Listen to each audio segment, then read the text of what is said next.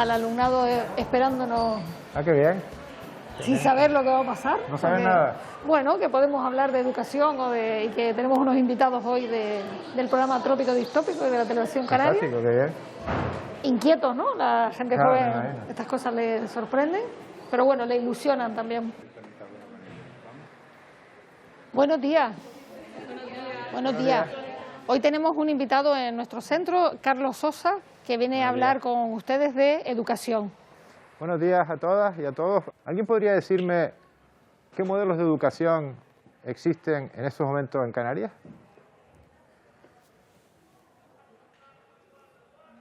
De lo que yo tengo entendido es que hay 3 tipos de educación. Una es la pública, otra es la concertada y otra es la privada. Y la que mayor porcentaje de alumnos no universitarios es la pública. Correcto. ¿Alguien puede decirme en qué consisten esos 3 modelos? ¿Cuáles son las diferencias entre esos 3 modelos? Adrián. Pues eso sería porque a la hora de las escuelas privadas te dan como una especie de ilusión de que esa persona está mejor preparada que una persona pública por el hecho de que estás pagando por la escuela. Como decía Sara, la escuela pública es la que más alumnado tiene. Pero veamos las cifras, que son muy interesantes. La pública tiene 219.000 alumnos. La concertada, 54.000. Y la privada, 18.000.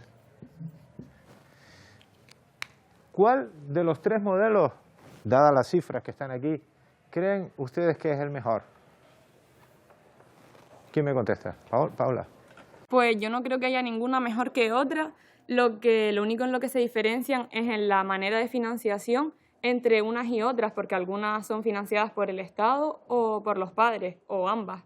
Pero yo creo que todas ofrecen una educación igualitaria al alumnado que se encuentra en ese centro. ¿Creen que el lugar en el que el alumnado estudia puede influir en el éxito que pueda tener en el futuro? Yo creo que no tiene mucho que ver, salvo por la comodidad, ya que el alumnado en la privada se encuentra con menos compañeros por aula que en la pública. En la pública las aulas suelen estar más llenas de gente que en la privada, entonces en la privada y en la concertada tienen una educación más privada, más para ellos, más personal. ¿Alguien más tiene alguna aportación más que hacer a esto? Yo creo que sí influye, pero lo que más influye es el apoyo por parte de la familia y el estudiante en sí, su esfuerzo ante cada asignatura. De las 5 personas más ricas de España, según datos de 2018, ¿cuántas creen ustedes que estudiaron en la educación pública, que se formaron en la educación pública? Más o menos. Paola. Pues yo creo que de esas personas, alguna o casi ninguna ha estudiado en una escuela pública, porque el hecho de que tengan tanto dinero y hayan conseguido un buen éxito también depende del dinero que posea su familia para poder pagar una escuela pública, o sea, una escuela privada o concertada. Entonces, de ellos, casi ninguno creo que haya estudiado en la pública. Bueno, pues le respondo a la pregunta. De esas 5 personas, las más ricas de España en 2018, solo una estudió en la educación pública. Teniendo en cuenta que en España, tal como en Canarias, hay más personas que se han formado en la educación pública, ¿por qué creen que ocurre esto?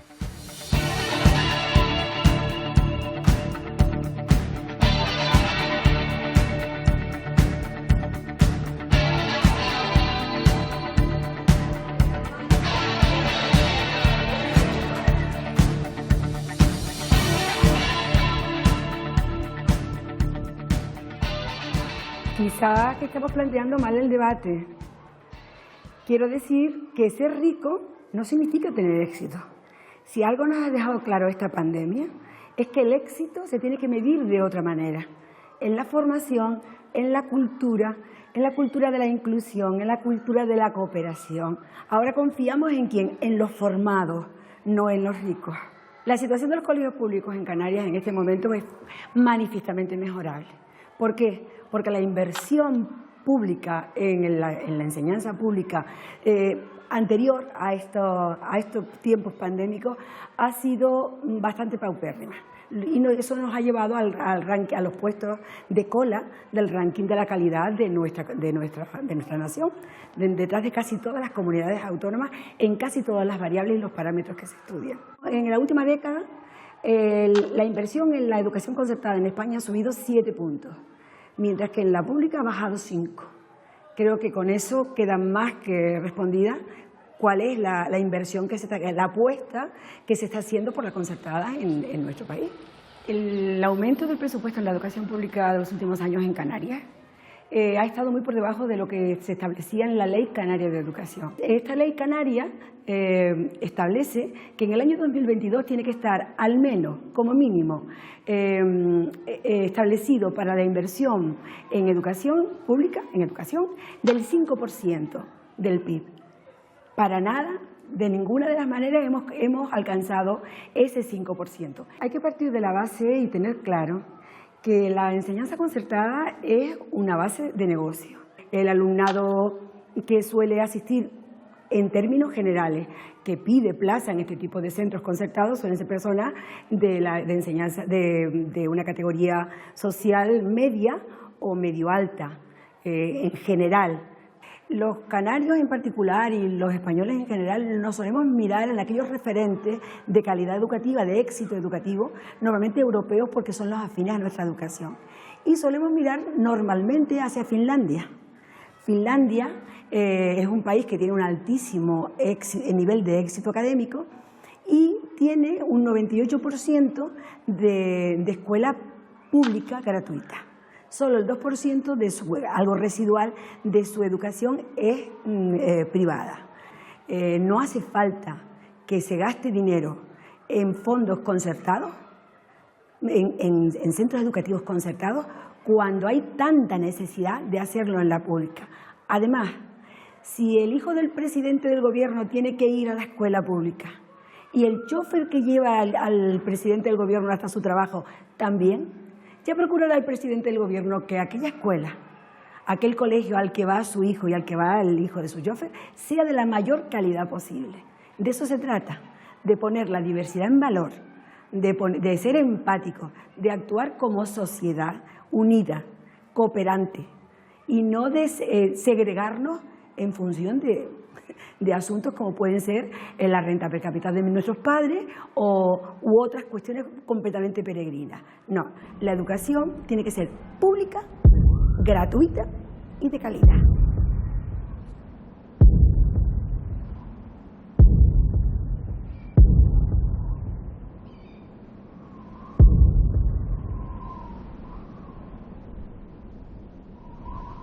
La educación es una especie de saco sin fondo en el sentido de que todos los recursos que le apliquen siempre serán insuficientes, porque la mejora de la calidad de la enseñanza no tiene límite. Cuanto más recursos, mejor enseñanza se tendrá y por lo tanto mejor preparados saldrán nuestros estudiantes.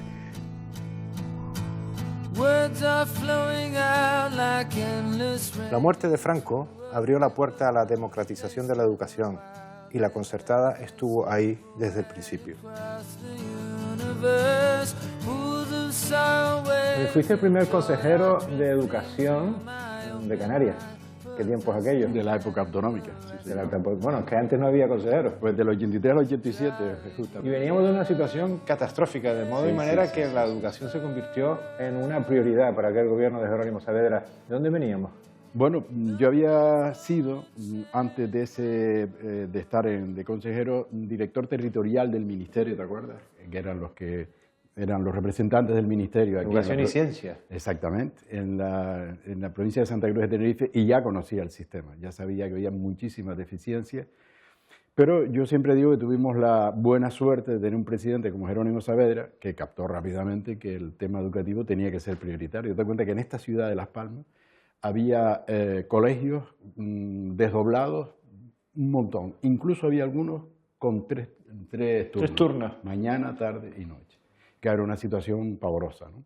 Entonces, bueno, el gobierno decidió, yo creo que muy inteligentemente, tomar la educación como tema prioritario Y en aquellos 4 años, a veces yo lo digo, hay gente que no se lo termina de creer, pero bueno, hicimos 302 colegios, o sea que fue una 302 cosa, colegios en 4 años. Entre, bueno, colegios que una figura que se llamaba el RAN, que eran colegios que estaban muy mal estado, los rehacíamos prácticamente los gobiernos, ¿no? ¿Dónde crees tú que está el punto más débil del sistema educativo canario? Bueno, en fin, es complicado decir eso, o sea, dar con una respuesta, en fin, única, porque hay muchas cuestiones, ¿no? Tenemos una población muy diseminada, sobre todo en las islas donde, por ejemplo, yo soy de un municipio de Moya, donde hay 5 unitarias, ¿no? Y claro, eso requiere que el gobierno haga un esfuerzo especial, porque los niños de Fontanales o del Frontón o donde sea, pues tienen que tener una educación exactamente igual que los que vivan en el centro de la ciudad, ¿no? Y entonces eso requiere recursos, requiere profesorado, requiere, en fin, materiales, etcétera, ¿no? Y ese esfuerzo hay que hacerlo. De tu larga experiencia como profesor, pero también como responsable público, director territorial de Educación y Ciencia en Santa Cruz de Tenerife, consejero de Educación, ¿cómo valoras el transcurso de la democracia, las leyes educativas? Bueno, yo me he lamentado mucho y yo creo que es un lamento muy generalizado. Yo no sé cómo los partidos políticos que les gusta hacer tantas encuestas no hacen una encuesta para saber cuál sería el grado de aceptación que tendría en la sociedad un pacto por la educación. Yo creo que sería abrumador. Sería abrumador el deseo que la sociedad tiene de tener unas leyes educativas estables. Date cuenta que en todo este tiempo llevamos 8 leyes.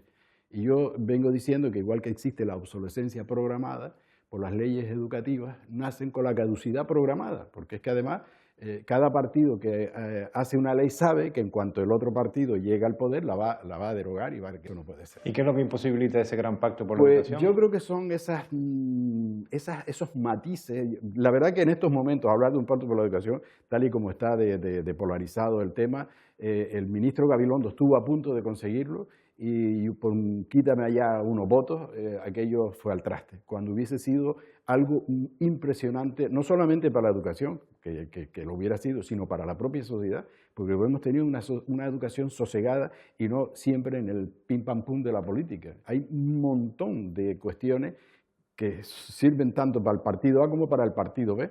Pactemos, pero no hay manera. El punto de ruptura suele ser la educación privada. Sí, bueno, hay algunas cuestiones de fricción, que si la enseñanza concertada y el apoyo o no a la enseñanza concertada, que si todo el tema bien relacionado con la enseñanza de la religión es otro tema que suele quedar fricciones, todo el tema de las autonomías, en fin, hay una serie de temas que son lo que llaman ellos los puntos, las líneas rojas. Oiga, pues vamos a ponernos de acuerdo con esas líneas rojas, a ver qué se puede hacer.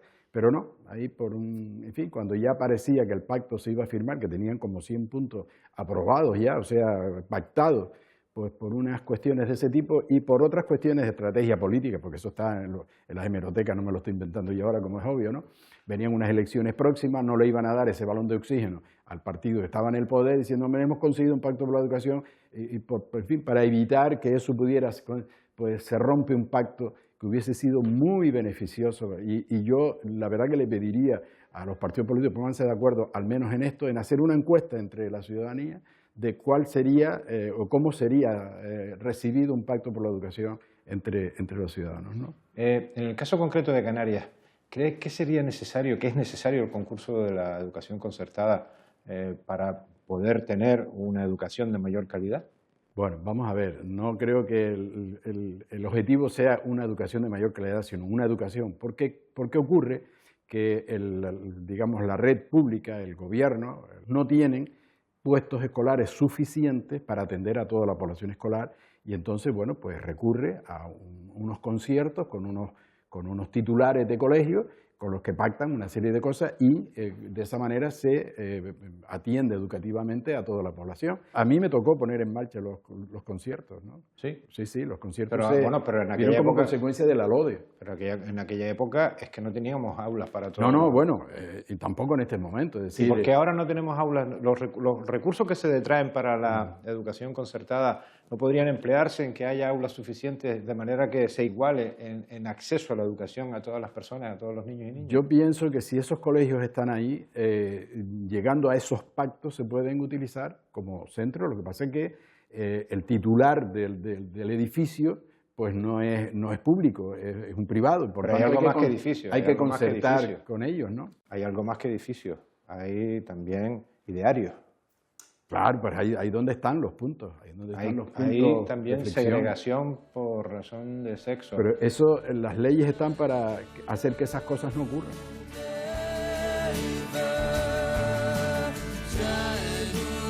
Las leyes marcan los límites, pero también se modifican. En España ha habido nada menos que 8 leyes educativas durante la democracia, todas sin consenso. La última, conocida como Ley Celaá, aborda tanto las cuotas como la elección del alumnado.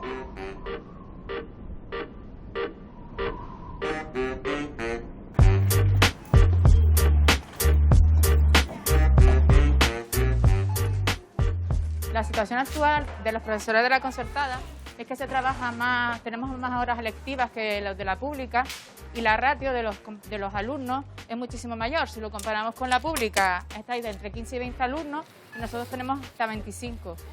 La jornada lectiva igual, tenemos a compañeros que trabajan en secundaria de la pública hasta 18 horas y nosotros a los de la secundaria de la concertada tenemos 25 horas lectivas.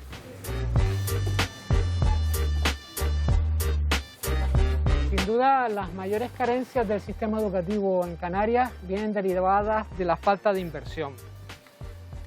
La falta de oferta de plazas públicas de 0 a 3 años, la falta de infraestructuras educativas y también habría que citar el altísimo grado de precariedad laboral que existe en el ámbito docente en Canarias, con casi un 30% de la plantilla como interinos y sustitutos.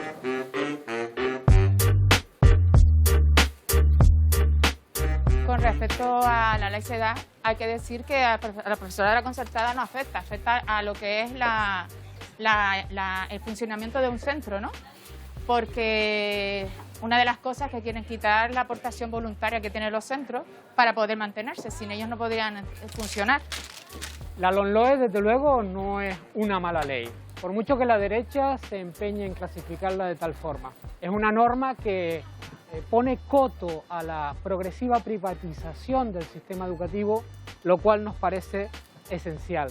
Hoy en día hay en toda Canarias 4.224 profesores contratados en la concertada. Incluimos también a los profesores COVID, que son los refuerzos que han tenido también los de la pública, por el tema de la pandemia, que ha sido también un aliciente y un respiro para el profesorado y la dirección del centro para poder ayudar en estos momentos de crisis.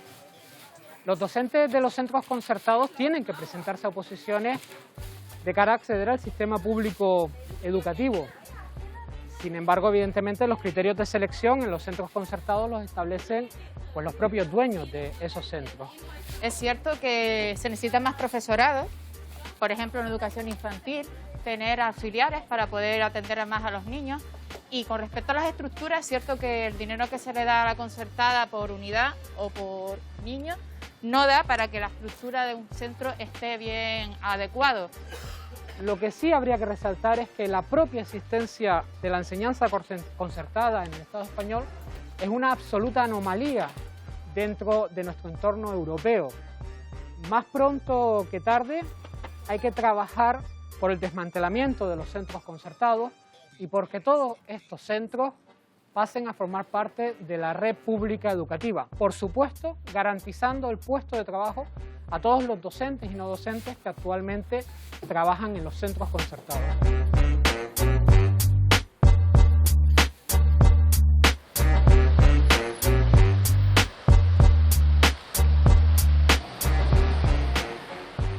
Bueno, vamos a intentar confrontar los dos modelos de educación, la educación pública y la educación concertada, y para lo cual hemos invitado a un profesor ya jubilado, pero padre de alumnos en la educación pública y un padre de alumnos, profesor también en la concertada.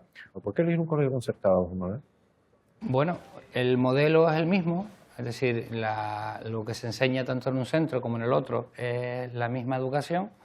La diferencia, veo yo, considero, por lo menos desde mi humilde punto de vista y como yo me acerqué, ya no solo como docente de la concertada, sino la decisión de apuntar a mi hija en un centro concertado era por la cercanía a mi domicilio particular. No era por ningún motivo de el ideario del centro, ni por la, en fin, la calidad de la enseñanza, ni porque los por profesores... cercanía simplemente. Por cercanía. Cercanía, sí. Esa es la base del modelo concertado, o sea, ir allí a cubrir las necesidades que la pública no puede cubrir. En su momento, efectivamente, el sistema público no tenía capacidad de atender. Cuando a la llegada de la democracia, el sistema público que nos encontramos es un sistema público muy debilitado, que tenía enormes carencias, no tenía capacidad de atender a toda la población escolar que tenía que incorporarse a la educación. Y en ese momento es cierto que la enseñanza concertada jugaba ese papel. Lo cierto es que pasado el tiempo esto ha ido cambiando. Es decir, si se ha mantenido en el tiempo la enseñanza concertada en España, ya no es por ese efecto subsidiario. La red pública ha ido ganando capacidad para atender a esa población, pero ha habido una enorme presión por parte de lo que yo entiendo que es el lobby de los centros privados, que no hay que olvidar, no son ONG, son entidades con ánimo de lucro, muy respetables, pero que digamos detrás de lo que hay un negocio, y se ha producido un proceso de fuerte presión para que eso que tendría que haber sido subsidiario durante un periodo de tiempo, finalmente se ha ido perpetuando. Y cuando la enseñanza pública, los centros públicos ya tenían capacidad, sin embargo no desaparecía la concertada. ¿Estás de acuerdo con esto? Cuando uno monta un negocio o una persona monta un negocio es para obtener un beneficio. De ahí a que se diga que la enseñanza concertada es para lucrarse económicamente a través de los padres y las madres que acceden con sus hijos y sus hijas al colegio, pues yo creo que dista un abismo. Hay que partir de la base que, por ejemplo, los centros públicos de titularidad pública, lo que es el continente, lo que es el edificio, pertenece a los términos municipales en los que radica el centro. Con lo cual el mantenimiento, conservación y adecuación de los centros, quien se encarga de ese gasto es el Ayuntamiento de Las Palmas de Gran Canaria, no como los centros privados concertados, pues no privados, sino privados concertados, porque vuelvo y repito, son sostenidos parcialmente con fondos públicos. La otra parte, evidentemente, la tienes que sacar de otro lado. ¿Tú pagas algo en el colegio de tu hija? Pago lo que tengo que pagar. Es decir, me explico, mi hija ahora que tiene 14 años tengo que pagar el seguro escolar obligatorio, el material escolar, el uniforme, ¿no pagas por la acogida temprana. Acogida temprana. Claro, evidentemente, igual que se paga en la pública. ¿Cuál es la diferencia? Que, vuelvo y repito, el comedor, cuando la tuve en el comedor, pagaba por el comedor, igual que se paga en la pública. ¿Actividades complementarias? También, pero igual que se paga en la pública. ¿Todas esas cuotas se pagan en la pública? ¿Todo lo que acaba de decir? Para empezar, en la pública no son obligatorias, y en la concertada, aunque se diga oficialmente que no son obligatorias, la gente que está en la concertada sabe perfectamente que si no las paga, digamos, el trato ya no es el mismo. Esto lo sabe, además hay estudios que lo han demostrado, y de hecho este es uno de los mecanismos de segregación que se produce en los centros concertados. Digamos, estas cuotas para algún tipo de población son excesivas, el precio de los comedores es muy superior al que hay en los comedores de los centros públicos, y funciona también como mecanismo de disuasión. ¿Tú eres partidario del mantenimiento de la libertad de elección de centro para los padres, entendiendo la libertad de elección, elegir a aquellos que están subvencionados, mantener la subvención a los centros concertados? Es que aquí en Canarias la libre elección la tienen los padres. Es decir, hay varios aspectos a la hora de acceder a una plaza de escolarización. Uno es la renta, otro es la cercanía al centro. Bueno, después está el que más prima es si tienes hermanos dentro por lo del agrupamiento familiar, es decir, que no tengas a un hermano en un centro y a otro en el otro. O sea, que no es tan fácil elegir. Voy aquí al centro porque me gusta. Una pregunta. ¿Los finlandeses tienen libertad de elección de centro? Yo creo que sí. Tienen libertad de elección de centro como hay en España. La diferencia es que en Finlandia, si tú quieres elegir centro y no quieres ir a la red pública, que la mayor parte de los finlandeses quieren ir a la red pública, si vas a la red privada te lo pagas tú. Por supuesto que puede elegir quien quiera llevárselo a otro sitio, pero no financiado con fondos públicos.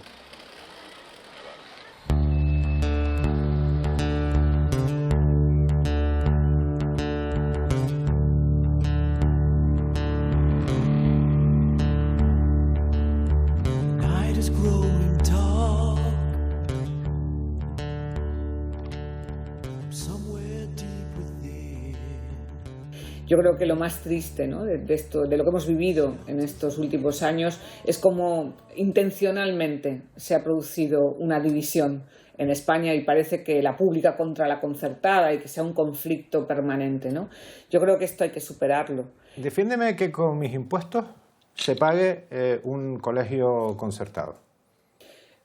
Con tus impuestos pagas y aportas a la educación, que es un bien público. Quien gestiona los impuestos no está en función de dónde viene el dinero. No tiene por qué ser el Estado el único que gestione los bienes públicos. La sociedad civil también tiene derecho, como hace en otros campos, que no son la educación, sin tantos problemas. Las personas que gestionan la educación, cuando son elegidos ministros o ministras, son personas colocadas ahí por los ciudadanos y por las ciudadanas.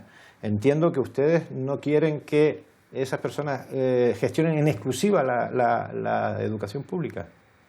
Claro, porque entiendo que el Estado gestiona la educación estatal, pero como ocurre en la mayoría de los países de Europa, la educación puede ser gestionada también por otras entidades. Los mismos ayuntamientos, la gestión municipal también es legítima y muy extendida en países como Finlandia, que son famosos por sus resultados, o los países anglosajones. Lo mismo que distintas estructuras estatales pueden gestionar ese bien de la educación, también lo pueden hacer los grupos de profesionales. Entiendo que el Estado sí tiene una función importante de control, de regular la calidad y, por supuesto, de regular las circunstancias y que pueden rodear, ¿no?, a cualquier gestión, como ocurre en sanidad o como ocurre en bienestar, pero no la exclusividad en poder proponer distintos modelos de organización escolar. Creo que eso no es bueno ni para la educación concertada ni para la educación pública.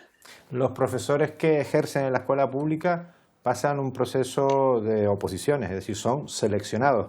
¿Qué ocurre con los de la enseñanza concertada, que son colegios privados? Bien, en la enseñanza concertada la experiencia que tenemos es que se pasa un proceso de selección que depende fundamentalmente del currículum que aportan los profesionales, sus años de experiencia, sus carreras, sus estudios, sus cursos realizados. Posiblemente no sea el óptimo, como tampoco creo que el actual sistema de oposiciones garantice la calidad del profesorado de la enseñanza pública estatal. Pero es verdad que necesitamos regular un nuevo modelo de acceso, un nuevo modelo de formación permanente y de selección a lo largo de la carrera profesional y un nuevo modelo también de preparación previa en las universidades, en las facultades de educación, un nuevo diseño de esos estudios previos antes de acceder a esa profesión docente.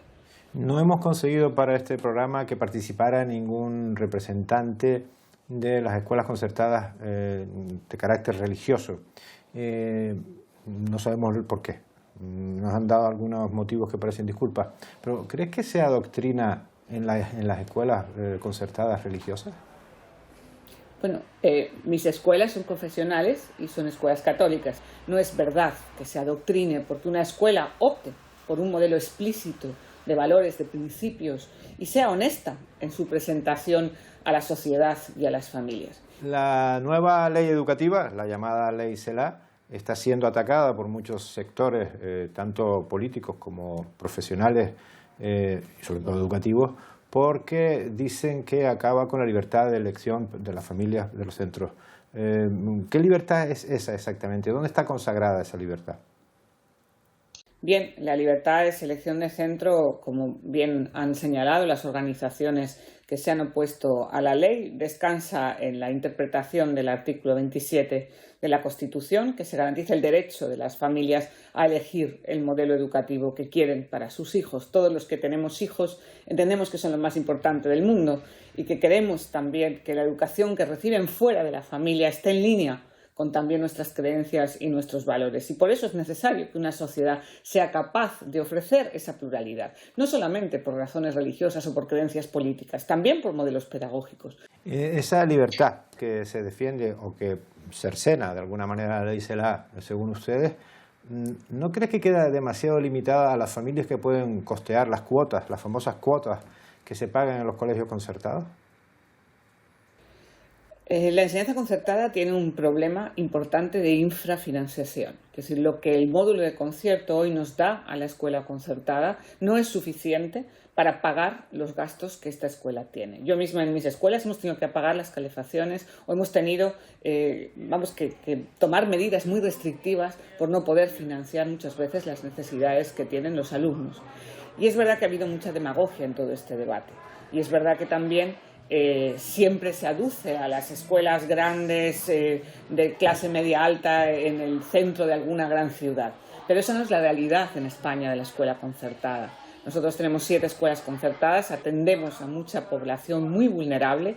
Durante la pandemia hemos tenido un registro donde más de un 30% de nuestras familias pasan y han pasado una necesidad económica grande. Tenemos tasas hasta el 100% de inmigrantes en muchas de nuestras aulas. Es falso que la escuela concertada discrimine per se, porque la vocación de muchas de nuestras instituciones, incluida la mía, es precisamente una vocación social. Y esa es la razón por la que nacieron esas instituciones. Ahora bien, es verdad que hay excesos, como los hay en todos los campos. Creo que es justo que la Administración controle esos excesos, pero a la vez debe asegurarse de que no hay una infrafinanciación, que no hay unas carencias que obliguen a las instituciones a buscar fondos allá donde pueden encontrarlos para garantizar que todos los niños, porque al final todos los niños y niñas, no importa de dónde vengan, ni dónde hayan nacido, ni cómo sean sus familias, tienen derecho a una educación excelente. Y eso no puede depender de guerras políticas.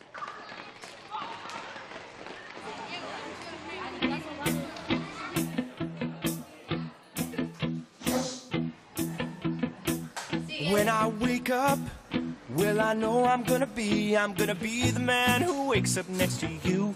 And when I go out, yeah, I know I'm gonna be the man. Que hay un tiempo de destruir y un tiempo de construir. Yo espero muy sinceramente que hoy haya terminado en torno a la reforma educativa el tiempo de destruir y que todos empecemos el tiempo de construir. Muchas gracias. Queda aprobada el proyecto de ley orgánica.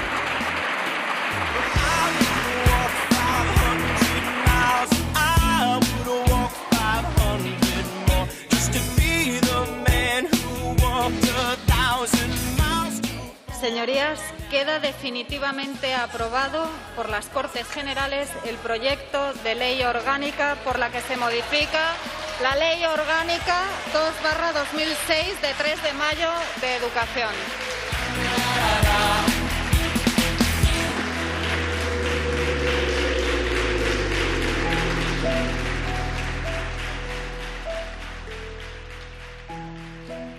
Ley Celaá, es lo siguiente a esto. Sí, pero lo primero era la ley conocida como la Ley Wert, la LONCE. Sí. La LONCE solamente la aprobó el Partido Popular. ¿Y por qué es buena la Ley Celaá respecto, por ejemplo, a la Ley Wert? Porque las circunstancias han ido variando. Por ejemplo, existe la Convención de los Derechos Humanos del Menor que dice que las leyes educativas deben tener la protección del menor como objetivo y como criterio prioritario. Existe el tema digital. Qué necesario ha sido en este tiempo de pandemia haber contado con una formación del profesorado en lo digital, con unos recursos en los centros educativos para que nadie se quedara atrás. Eso también lo aborda. El tema del medio ambiente y del cambio climático. Comprenderás que este galimatías de leyes o esta sucesión interminable de leyes genera cierta incertidumbre entre las personas. Te voy a poner un vídeo para que vean lo que opinan algunos de los invitados que tenemos en este programa. Perfecto. Yo cogí 2 leyes, cogí la de 1980 y la del 85. Yo estudié la educación primaria con la LOE y luego en bachillerato ya pasé a la LOMCE, viví las 2. Con ninguna ley educativa. Yo empecé a estudiar en el año 54, no sé si mis padres, que creo que tampoco, eran conscientes de la ley. En cuanto a si era más sencillo pasar de curso en mi época, la verdad es que era complicado. No era sencillo y no tenías más remedio que estudiar. En mi época era bastante complicado pasar de curso. Mi época dependía fundamentalmente del examen final. No recuerdo que fuese difícil pasar de curso tampoco, porque también entró la evaluación continua y yo recuerdo muchos compañeros que sí es verdad que suspendían exámenes, pero que al contar todo lo que habían hecho de ahí para atrás, pues aprobaban. Incluso se podía pasar de curso con alguna suspensa. No, como decía antes, no con las 3 grandes, pero sí con alguna suspensa. No creo que sea más fácil, pero sí creo que se notaba la oportunidad a esos alumnos que más les costaba la memoria. Que haya habido 8 leyes educativas, me parece, a lo largo de los años, me parece de auténtica locura. Yo opino, después de haber estudiado las leyes en la carrera, que muchas veces cambia el nombre, pero realmente es lo mismo. Pero como estudiante no notaste ningún cambio. Como estudiante no. Es que yo creo que también los profesores no cambian el sistema, no pueden cambiarlo. Están acostumbrados a un sistema y no puedes cambiarlo. Yo creo que el problema grande es que el sistema está hecho por personas que nunca han estado en un aula. Vamos a dejarnos ya de leyes o que saquen una ley y que se pongan de acuerdo todos los políticos, pero que al final sea exitosa, no como estoy oyendo, los graves fracasos escolares. Las últimas leyes educativas las han hecho para demostrar uno u otro partido que tenían razón. Entonces siempre, cada vez que ha salido una, el partido político que está en la oposición va en masa y dice que no. Yo es que creo que sí es verdad que ha habido cambios a positivo en algunas de ellas, pero como decía antes, yo creo que es el mismo perro con distinto collar. Es más, cada vez parece que lo intentan mejorar, pero no lo mejoran, sino simplemente, como decía ahora, para echar abajo la ley anterior. Bueno, ¿qué es lo que hace falta para que nuestros representantes públicos se pongan de acuerdo y hagan caso a este clamor que durante la elaboración de este programa es reiterado, ¿eh? Sí, yo lo he vivido en mi propia experiencia vital. Yo tengo 3 hijos que han estudiado en la escuela pública, tengo 3 nietas que están en la escuela pública y es verdad que existen estos cambios, pero porque hay muchísimas cosas en las que estamos de acuerdo, pero hay unos mantras que tiene la derecha, como es la lengua, como es la educación concertada y como es la religión, que hay mucha ideología, es imposible ponernos de acuerdo. O sea, que la educación es materia de ideología. De ideología. De lucha ideológica. Sí, de los de unos que políticos. pensamos que la educación ha de ser buena para todos y para todas, y otros que piensan que debe ser buena para los que ya tienen de todo. Y como dice una de las compañeras que están hablando ahí, ¿realmente la escuela nota el cambio? Cuesta que note el cambio la escuela. Cuesta porque a veces se publica en los boletines y cuesta mucho que el profesorado asuma los cambios significativos de una ley. Por tanto, ahora lo que pretendemos también que en el plazo de un año se regule el acceso a la educación, al profesorado y la formación continua del profesorado a lo largo de todo el tiempo. Hace falta una gran reforma metodológica que lo trae esta ley y que lo trae además con dinero para la formación y que lo trae con recursos en lo digital para el profesorado. Y es una ley que ojalá sea para el presente y para el futuro, porque estamos hablando de que no podemos estar cambiando leyes cada vez que entra un partido político.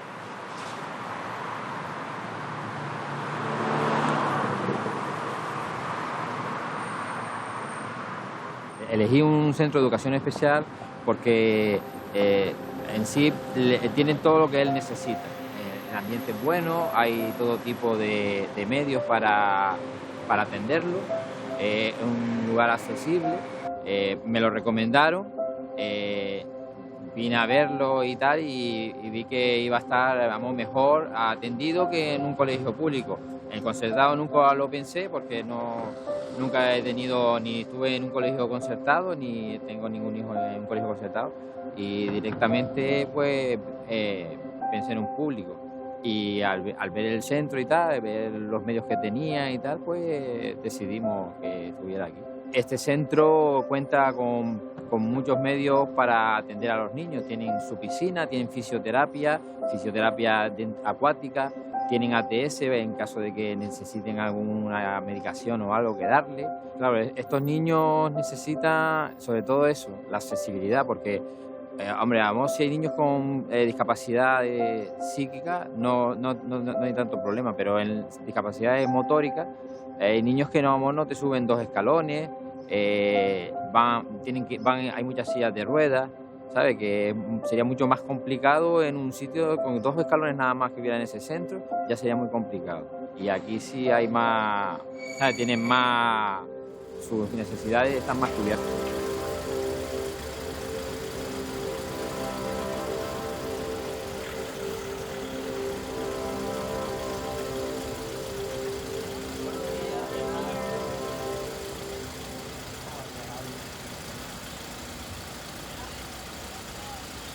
Por cierto, se dice que esta ley cierra los colegios de educación especial. Uno de los bulos mayores que está haciendo el Partido Popular, en absoluto. En el plazo de 10 años, todos los centros ordinarios deben de tener los recursos humanos y materiales para que cuando una familia decida que su hijo con una discapacidad quiera estar en un centro ordinario, no se vea abocada a que forzosamente tenga que estar en un centro de educación especial. ¿Esta ley va a acabar con esa discriminación que supone las cuotas en los colegios concertados? Por supuesto. Es que cuando hablamos de libertad de la familia para elegir un centro concertado, una familia que pueda vivir en este entorno, o que pueda vivir en Tamaraceite, o que pueda vivir en Loma Apolinario o en El Lazo, ¿tiene libertad para elegir un centro concertado? ¿Tiene libertad para pagar cuotas, para pagar el uniforme, para pagar el transporte, para pagar el comedor? En absoluto.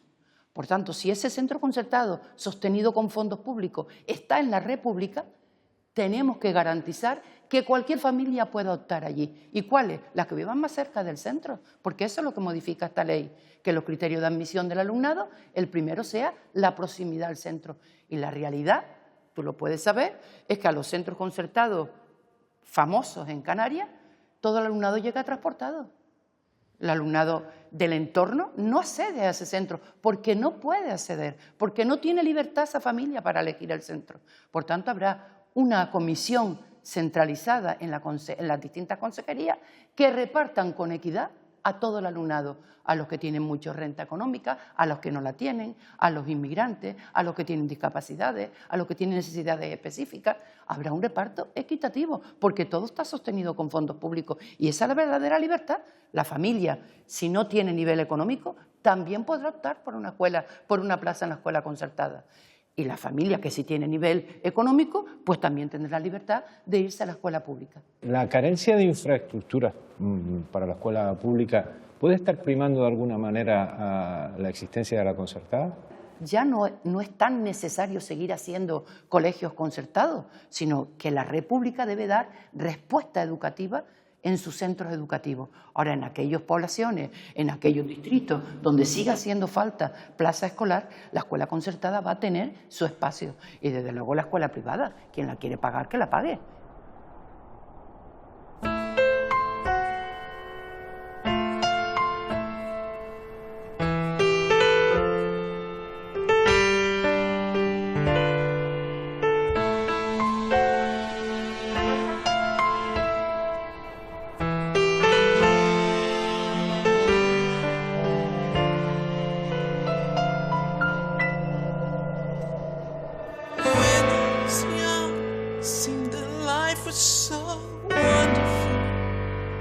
Ahora mismo la situación del colegio de Costa Teguise es que tiene 250 alumnos de más. Debido a ello tenemos 10 barracones en espacios y zonas donde se supone que tienen que jugar los niños o son zonas de esparcimiento que ahora mismo están ocupadas por barracones. Está masificado y estaba desde el punto de vista de los padres obsoleto. Vamos a ver, esto es un colegio que tiene una infraestructura que no es buena, no está adaptada a las normativas que hay ahora mismo. Entonces, ¿qué pasa? Que el colegio está como si fuera en una plataforma y los barracones y las aulas están encima. ¿Qué sucede? Que quedan unos huecos en algunas zonas de hasta unos 40 centímetros por donde los niños se pueden meter, por donde se cuela el agua, por donde se puede colar cualquier tipo de animal. Entonces es una zona que no es para nada segura. Estamos hablando de que el colegio tiene niños desde los 3 años hasta los 10, 12 años y que esos niños se pueden meter y perderse por debajo de todo un mar de cables y tabiques. Entonces esto era un colegio provisional para 450 niños hasta que se hiciera el colegio real, pero el colegio nunca ha llegado a hacerse. Nosotros, los padres, lo que demandamos, y con el apoyo de la comunidad educativa del centro, es que tengamos un colegio nuevo. Necesitamos, Costa Teguise necesita un colegio nuevo. Entonces, nosotros no comprendemos cómo desde el gobierno nos da igual el color que haya tenido, no se hayan preocupado por el colegio de Costa Teguise, cuando en este momento es el colegio con más barracones de todo Canarias. Y no ha habido ningún gobierno y ningún consejero que haya sido capaz de explicarnos por qué esta situación se mantiene y se alarga en el tiempo y cada vez es peor. Estamos en el colegio público de Costa Teguise que se inauguró, si no me equivoco, en 2008. Y a los pocos años, 1 o 2 años, hubo que ampliarlo con barracones. Hay 77 colegios en Canarias con barracones, si los datos nuestros no son erróneos. ¿Por qué existe esto en Canarias? ¿Qué dificultad tenemos para construir colegios dignos? Vamos a ver, a veces pasa que en algunas zonas hay un crecimiento exponencial que no te da tiempo a hacer los colegios que se necesitan. Pero no es el caso de este, que también fue en su momento, pero quiero decir, el remedio para este centro es haber hecho aulas fijas en su momento. El colegio fue en el 2007 cuando se inauguró, ya en el 2008 se empezaron a poner las primeras aulas modulares y de ahí no hemos parado de seguir poniendo aulas modulares, ¿no?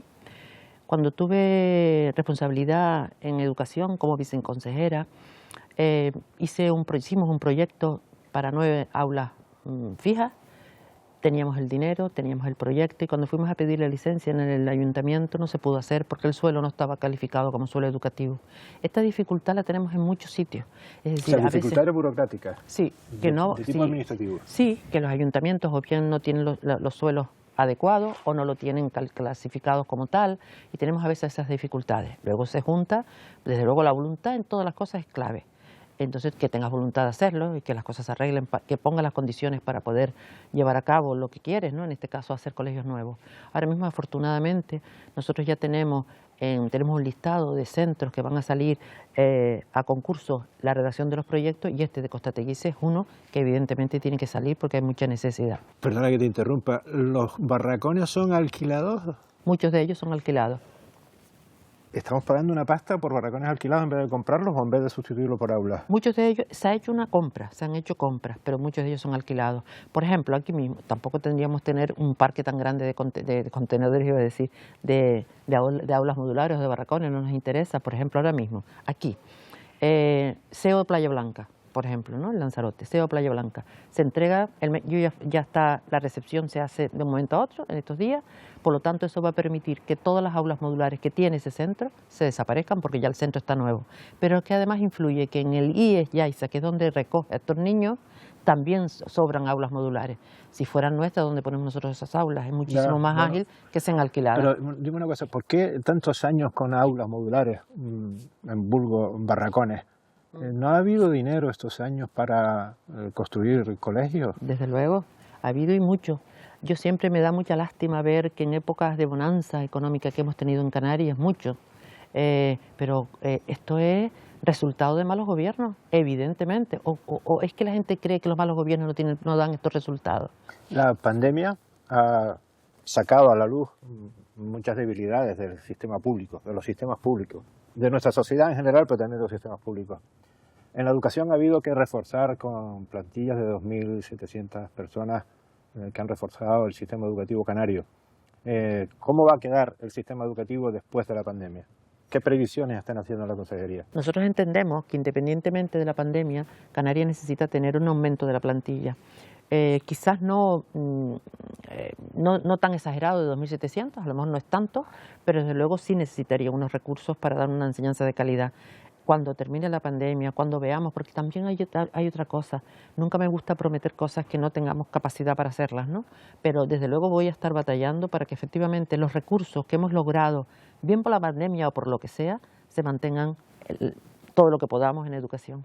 A raíz de la aprobación de la nueva ley de educación, la ley CELA, se ha planteado la polémica sobre la libertad de los padres y madres para elegir centro educativo. ¿Necesita el sistema público educativo canario, la escuela pública de Canarias, de los colegios privados, de los colegios concertados para funcionar? Una institución pública contrata cuando no tiene recursos para atenderlos, cuando no puede atenderlos. Entonces, desde que la escuela pública pueda hacerlo, yo no entiendo por qué tiene que estar la concertada. Entonces, si quiere seguir, si le parece que puede estar, si nosotros necesitamos ese recurso, por supuesto pueden seguir conviviendo. Lo que dice la ley CELA es que cuando un colegio se sustenta con dinero público, lo que pase allí dentro tiene que ser igual que en un colegio público. El acceso a ese centro tiene que ser con las mismas condiciones. Eso no está ocurriendo. Pues desde que no ocurra, pues efectivamente no podrá seguir. Canarias. Claro, por eso digo que la ley no es que vaya a acabar con los colegios concertados. Lo que va a hacer es poner orden en los colegios concertados. Por ejemplo, que no cobren cuotas las Yo creo niñas, que cuando se cobra algo que no se desarrolla es injusto. A mí me parece que si a mí me cobran, yo tengo a mi hijo en la escuela concertada, por ejemplo, y va a dar clase de baloncesto, lo normal es que la pague. Bueno, en horario después de comer, después de tal, si se quiere quedar, pero ahora una cuota, esas voluntarias que a veces ponen, quien de voluntaria tiene poco, yo creo que ahí, esa cantinela que siempre dicen mucho, de que los padres tienen derecho a elegir los centros, en este caso, quien elige a los niños son los centros, es al revés. No es que los padres elijan los colegios. ¿Cómo lo eligen? Si usted me está diciendo que pagan unas cuotas y yo no la puedo pagar, ya usted me está eligiendo a mí y no estoy yo eligiendo el centro. Lo está persiguiendo, perdón por la palabra, que puede ser bastante inquisidora, la Consejería de Educación de Canarias. Desde luego, desde que a nosotros, ahora en este tiempo que yo llevo 7 meses en la consejería, la otra vez que estuve como viceconsejera, me llegaron algunas denuncias concretas y desde luego se tramitaron y se hicieron y se hace todo lo que se tiene que hacer para cortar esto. Pero no se actúa. Quiero decir... revisiones generales, inspecciones. Sí, los colegios concertados tienen sus inspecciones, igual exactamente que lo puede tener un colegio público, tiene escrito una inspección y se hace, ¿no? ¿Qué valores destacaría de la Escuela Pública de Canarias como para hacerla competitiva? De hecho, tenemos datos. Cuando se hacen los estudios que se hacen y quitamos algo tan fundamental como es la situación socioeconómica del niño, los resultados son idénticos que las escuelas privadas o concertadas. Y eso está demostrado.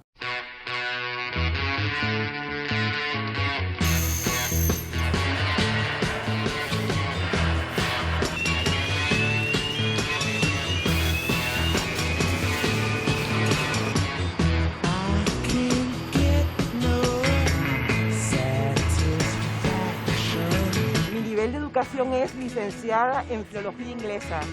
Estudié en la privada. Ahora mismo soy interiorista.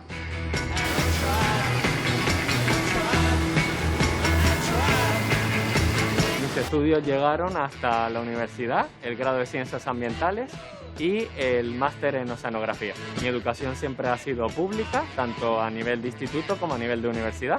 Ahora mismo soy autónomo y bueno, estoy de freelance en varias empresas intentando hacer trabajo.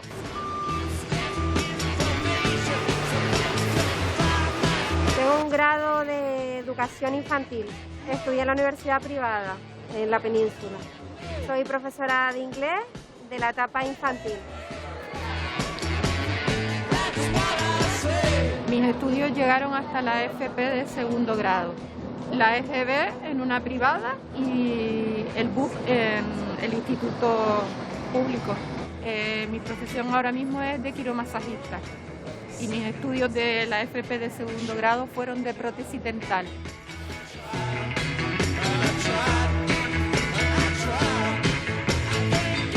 Yo estudié en la Escuela de Altos Estudios Mercantiles de Las Palmas de Gran Canaria, que es donde se realizan los estudios de comercio. Yo estudié hasta el 4º curso, más o menos, aproximadamente, ¿no?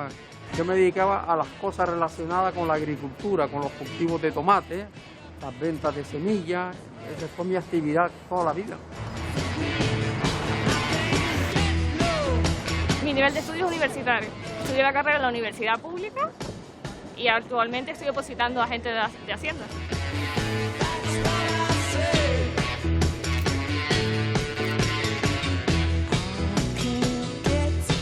Mi nivel de educación es técnico superior en automotriz.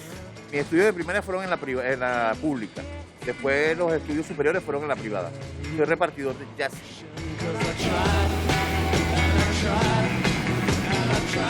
Queda claro que no todo el que estudia una carrera termina dedicándose a ella. Pero ¿tenemos todos las mismas oportunidades desde el principio?